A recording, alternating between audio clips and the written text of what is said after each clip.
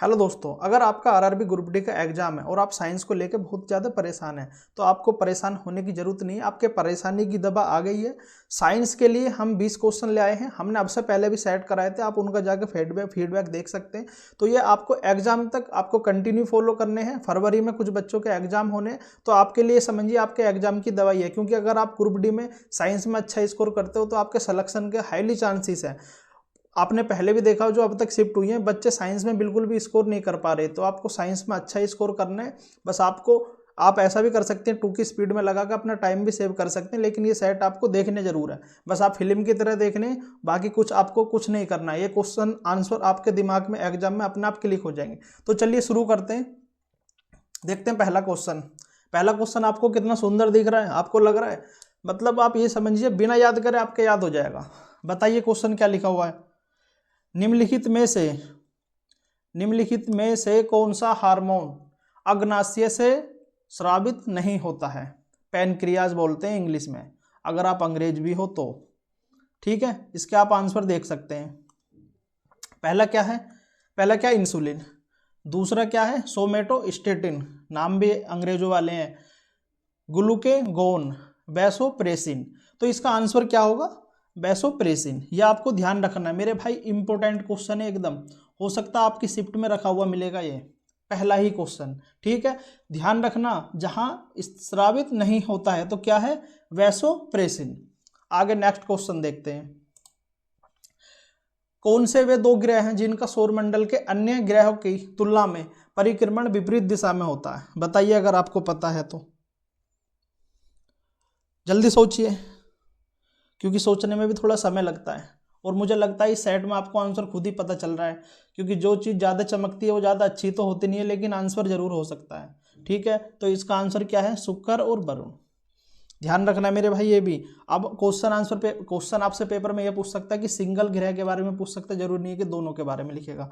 लेकिन ये यहाँ पे इंपॉर्टेंट पॉइंट है कि विपरीत दिशा में किसका परिक्रमण होता है। तो ये इंपॉर्टेंट फैक्ट है, ये हमें याद रखना। किसका होता है? शुक्र और अरुण का होता है। आगे देखते हैं, नेक्स्ट क्वेश्चन देखते हैं। किसी व्यक्ति का पूरा प्रतिबिंब देखने के लिए एक समतल दर्पण की न्यूनतम ऊंचाई क्या होनी चाहिए? समझ रहे हो मेरे भाई?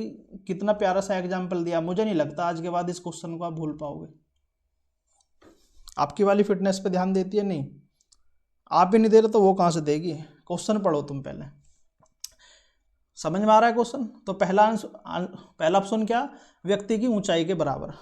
दूसरा, व्यक्ति की ऊंचाई का आधा, व्यक्ति की ऊंचाई का 1/4, व्यक्ति की ऊंचाई का 2 गुना। तो बताइए कौन सा होगा?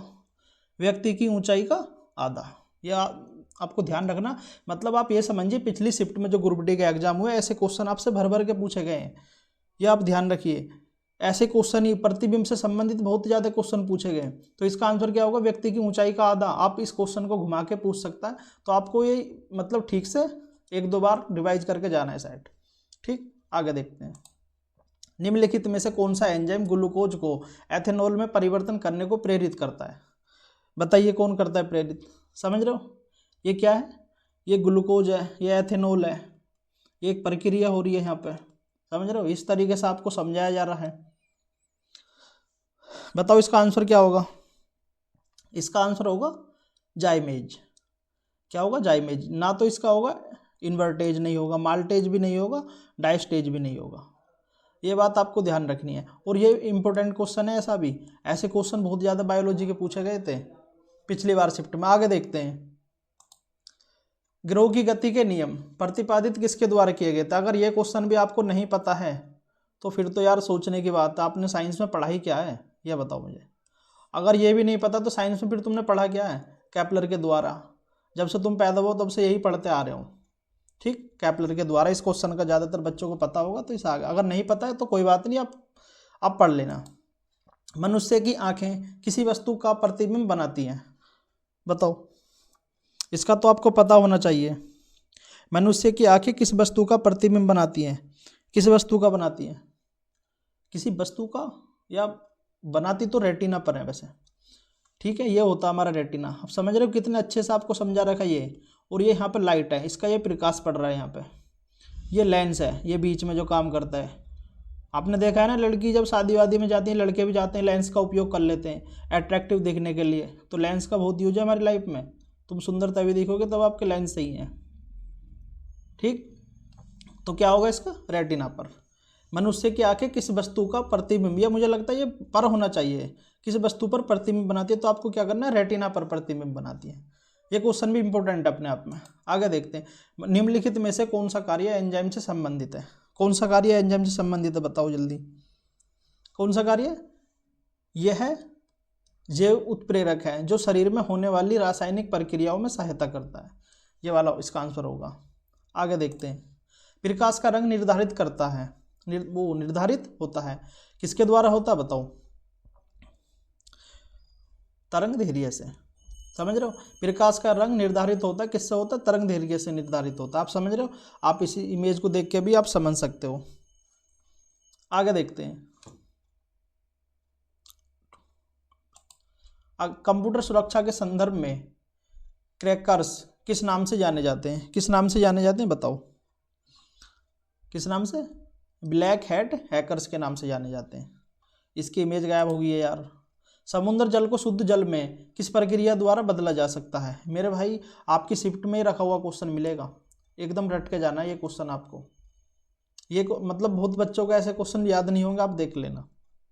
बताओ, समुद्र जल को शुद्ध जल में किस प्रक्रिया द्वारा बदला जाता है, किस द्वारा बदला जाता है, रिवर्स ओस्मोसिस। हिंदी में आप पढ़ लेना, मुझे अच्छा नहीं लग रहा है हिंदी में नाम। प्रदूषण युक्त वायुमंडल को निम्न में से किसके द्वारा स्वच्छ किया जाता है, किसके द्वारा स्वच्छ किया जाता है, बताओ। प्रदूषण युक्त वायुमंडल को निम्न में से किसके द्वारा स्वच्छ किया जाता है, किसके द्वारा, वर्षा द्वारा स्वच्छ किया जाता है। आगे देखते हैं, निम्नलिखित गैस मिश्रणों में से कौन सा गैस वेल्डिंग के लिए प्रयुक्त किया जाता है, कौन सा प्रयुक्त किया जाता है, बी ऑक्सीजन और एसिटिलीन। ऑक्सीजन और एसिटिलीन का उपयोग किया जाता है। आगे देखते हैं, यूजर के बारे में सूचना संग्रहित करने वाली फाइलें कहलाती हैं। बताओ क्या कहलाती हैं, क्या कहलाती हैं, कुकीज, कुकीज कहलाती हैं।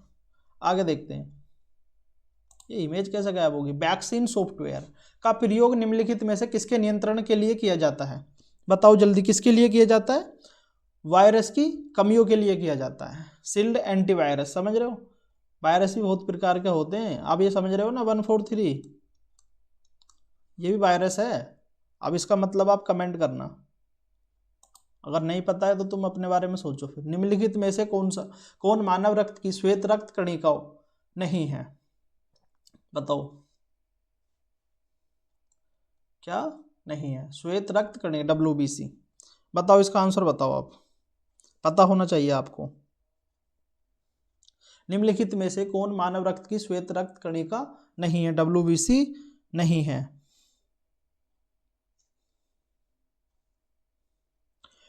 जल्दी बताओ क्या होगा इसका आंसर, जैंथोफिल, जैंथोफिल इसका आंसर होगा। आगे देखते हैं, ग्रीन मलर संबंधित है, ग्रीन मलर संबंधित है किससे संबंधित है, ध्वनि प्रदूषण से, ध्वनि प्रदूषण से संबंधित है। निम्नलिखित में से किसकी मात्रा अम्ल वर्षा से संबंधित, अम्ल वर्षा में सबसे अधिक है, सबसे अधिक होती है, बताओ किसकी अधिक होती है। ये मुझे लगता है हम 9वीं क्लास से पढ़ते आ रहे हैं, 9th से, और ये 10th के पेपर में भी आपको पता है, 10th वाले एग्जाम में, और फिर 11th और 12th ये सभी में आती है बहुत ज़्यादा है। बताओ इसका आंसर क्या होगा, क्या होगा, H2SO4 सल्फ्यूरिक एसिड होता है इसमें। साइबर लॉ की शब्दावली में DOS का मतलब क्या होता है, DS का मतलब क्या होता है, बताओ जल्दी। साइबर लॉ की शब्दावली में बताना है, और हमें किसकी शब्दावली में, साइबर लॉ की शब्दावली में DOS का मतलब क्या होता है, बताओ जल्दी। DOS का denial of service, denial of service type of DDoS attacks. आगे देखते हैं, जैव उपचारण, वायो रिमेडिएशन, बताओ यार, इंग्लिश भी हमसे नहीं सही से बोली जा रही है। बायो रिमेडिएशन से तात्पर्य है, बताओ जल्दी। आप हिंदी में देखो, क्योंकि हमें हिंदी वाले बच्चों से ज़्यादा लगा हुआ है। जैव उपचारण से क्या मतलब है, बताओ जल्दी, इसका आंसर क्या होगा 19 में। जीवों द्वारा पर्यावरण से विषैले पदार्थों का निष्कासन करना क्या कहलाता है? जैव उपचारण कहलाता है। समझ रहे हो आप? इस तरीके से जो जीव होते हैं छोटे छोटे, उनके द्वारा जो विषैले पदार्थ है उनका बाहर निकालना क्या कहलाता है? जीव उपचारण कहलाता है, बायो रिमेडिएशन कहलाता है। आगे देखते हैं, डीएनए में उपलब्ध कौन सा यौगिक अमीनो अम्ल से नहीं बनता है? ये बात आपको ध्यान रखनी है। ऐसे ऐसे क्वेश्चन आप गलत ज़्यादा करते हो, जिनमें नहीं लिखा रहता उनको हमें ध्यान से पढ़ना होता है। डीएनए में उपलब्ध कौन सा यौगिक अमीनो अम्ल से नहीं बनता है? बताओ। नहीं बनता है टायरोसिन। टायरोसिन नहीं बनता है। आपको कमेंट करना है 20 में से आपके कितने क्वेश्चन याद थे।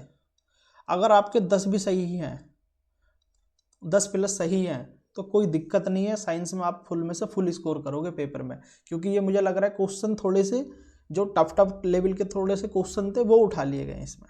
तो आपको बिल्कुल भी घबराना नहीं है, मतलब थोड़ा सा नेक्स्ट लेवल है। क्योंकि जैसे ग्रुप डी में पूछा गया ना, अब से पहले वो आसान आते थे, लेकिन अब इस बार थोड़ा सा उन्होंने लेवल बढ़ाया साइंस में। तो आपको घबराने की जरूरत नहीं है, आप पेपर में फुल में से फुल स्कोर करोगे। आपको कमेंट करना है कितने क्वेश्चन आपके सही हैं, और कमेंट करना जरूर होता है, उससे आप पता चलता है कि आप एक्टिव सीरियस एस्पिरेंट अपनी पढ़ाई को लेकर, और आपको सिलेक्शन चाहिए 2026 में। और हाँ, अगर आपको वीडियो पसंद आई है तो वीडियो को लाइक कर देना, और अगर आपको लग रहा है कि इस वीडियो से मेरी हेल्प हुई है और मुझे चैनल से जुड़ना है तो चैनल से जुड़ जाना, क्योंकि हम 2026 में इस चैनल के थ्रू एजुकेशन के मामले में क्रांति लाने वाले हैं। ये बात कन्फर्म है। आपको हर एग्जाम की तैयारी कराएंगे इसी लेवल से। तो चलिए मिलते हैं नेक्स्ट सेट में। धन्यवाद।